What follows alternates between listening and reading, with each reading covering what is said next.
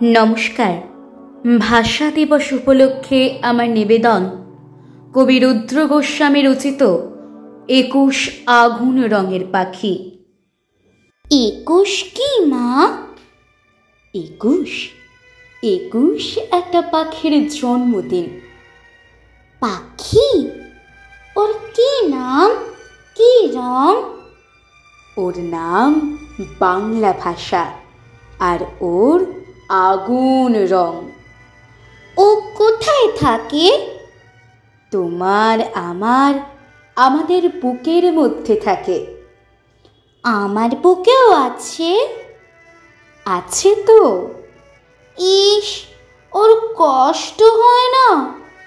সারাদিন শুধু বুকের ভিতর। ওর উড়তে ইচ্ছে হয় না? ওরে তো, এই যে আমি কথা বলছি তোমার দিকে উড়ে যাচ্ছে, তুমি কথা বলছো আমার দিকে উড়ে আসছে। কোথায়? দেখতে পাচ্ছি না তো। এই যে তুমি নিঃশ্বাস নিচ্ছ, নিঃশ্বাসকে দেখতে পাচ্ছ? পাচ্ছি না তো। ও কি নিঃশ্বাসের মতো মা? এতক্ষণে ঠিক বুঝেছ।